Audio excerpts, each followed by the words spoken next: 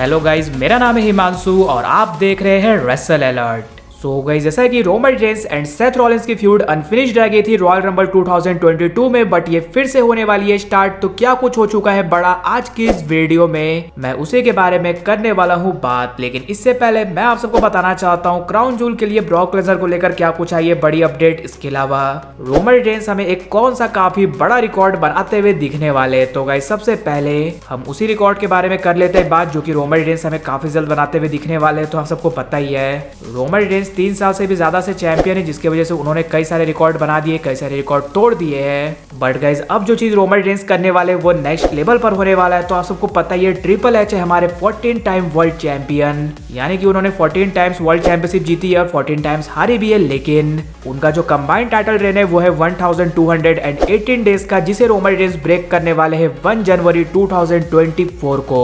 यानी कि अगर रोमन रेंस जनवरी 1 तक चैंपियन रह जाते हैं तो वो ट्रिपल एच के इस कंबाइंड 14 टाइम रेन को कर जाएंगे क्रॉस, जो कि सच में अनबिलीवेबल चीज है। और जो भी सुपरस्टार ने 4-5 बार टाइटल जीती है उनके रोमन रेंस तो कंबाइंड रेन तोड़ ही चुके हैं। जैसे कि रॉक ने 8 टाइम वर्ल्ड चैंपियन जीती है, जिनके कंबाइंड रेन को रोमन रेंस ने ऑलरेडी कर दिया है क्रॉस। बट ट्रिपल एच के अगर वो 14 टाइम वर्ल्ड चैंपियन रेन को कर देते क्रॉस तो सच में वो काफी बड़ी चीज होने वाली है, जो कि देखकर लग रहा है होने वाला है अगर WWE क्राउन जूल में कुछ बड़ा सौकर नहीं दे देती है। वैसे आपके अकॉर्डिंग क्या रोमन रेंस ट्रिपल एच के इस कंबाइंड टाइटल रेन को क्रॉस करने वाले हैं या फिर नहीं, वो जरूर से नीचे कमेंट कर बताना।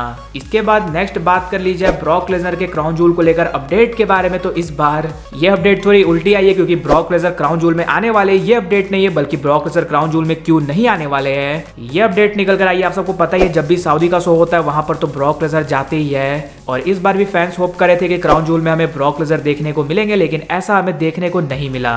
सो इस बार WWE ने ऐसा क्यों किया, इसके पीछे रीजन निकल कर आ चुका है सामने। और गाइस, ये रीजन ये है कि इस बार WWE के पास इनफ स्टार पावर थी, यानी कि वो बिना ब्रॉक लेसनर के यूज किए एक बड़ा शो दे सकती थी, जिसकी वजह से उन्होंने रोमन रेंस का भी मैच रख दिया, Seth Rollins versus Drew McIntyre का मैच रख दिया, लोगन पॉल का मैच रख दिया, साथ ही साथ इस वीक के रॉ में तो Cody Rhodes versus Damien priest का भी मैच हो चुका है ऑफिशियल। यानी कि सिंपली कहा जाए तो अभी WWE को ब्रॉक लेसनर की जरूरत नहीं पड़ी, नेक्स्ट ईयर ही वो हमें अपना रिटर्न करते हुए दिखने वाले हैं। लेकिन भाई फैंस को पता है ब्रॉक लेसनर तो ब्रॉक लेसनर ही है, वो अगर किसी शो में रहते हैं तो उसकी अलग ही फीलिंग आती है। वैसे क्या अभी आप ब्रॉक लेसनर को WWE में मिस कर रहे हो या फिर नहीं, वो जरूर से नीचे कमेंट कर बताना है। इसके बाद फाइनली बात कर ली जाए Roman Reigns and Seth Rollins की फ्यूड फिर से स्टार्ट होने के बारे में। तो आप सबको पता ही है इनका मैच हमें रॉयल रंबल 2022 में देखने को मिला था यूनिवर्सल चैंपियनशिप के लिए, जो मैच डिस्क्वालिफिकेशन से एंड हुआ था। बट वहां पर हमें डिस्क्वालिफिकेशन से सही लेकिन जीत होते हुए दिखी थी सेथ रॉलिंस की, जिसकी वजह से सेथ रॉलिंस उसके बाद से लगातार अपनी रीमैच की डिमांड करे, लेकिन अभी तक उन्हें अपना रीमैच नहीं मिला है। और अब तो वो वर्ल्ड चैंपियन बन चुके, जिसकी वजह से फैंस को कम ही चांसेस लग रहे थे कि Roman Reigns versus Seth Rollins का मैच होने वाला है।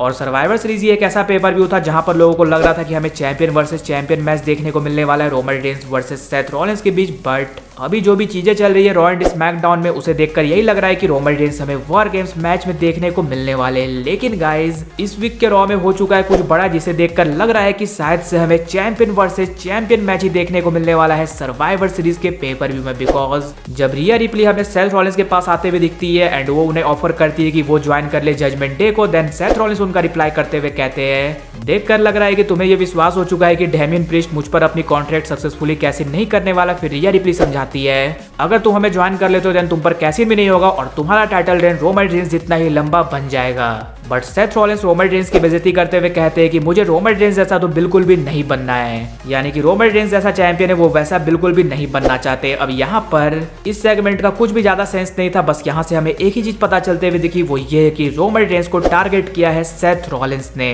और अब जब सर्वाइवर सीरीज 1 महीने ही दूर है तो ये बात साफ है कि WWE कुछ ना कुछ तो प्लान कर रही है Roman Reigns and Seth Rollins के बीच। हो सकता है इनके बीच हमें चैंपियन वर्सेस चैंपियन मैच देखने को मिल जाए, या फिर दोनों वॉर गेम्स मैच में भी हमें रहते हुए देख सकते हैं।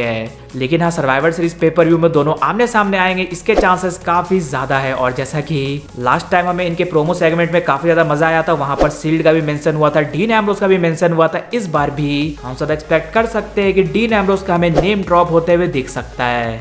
जो कि इनके मैच को और ज्यादा नेक्स्ट लेवल पर लेकर जाएगा। लेकिन गाइज आप सब मुझे ये कमेंट कर जरूर से बताना, अगर Seth Rollins versus Roman Reigns का हमें चैंपियन वर्सेस चैंपियन मैच देखने को मिलता है तो वहां पर आपको क्या लगता है किसकी जीत होने वाली है। इसके अलावा अगर वीडियो पसंद आएगी तो वीडियो को भी लाइक कर दीजिए और चैनल को सब्सक्राइब करने के साथ साथ उसके बगल वाले बेल आइकन को भी जरूर प्रेस कर दीजिए। तो मिलते हैं गाइज अगली वीडियो में।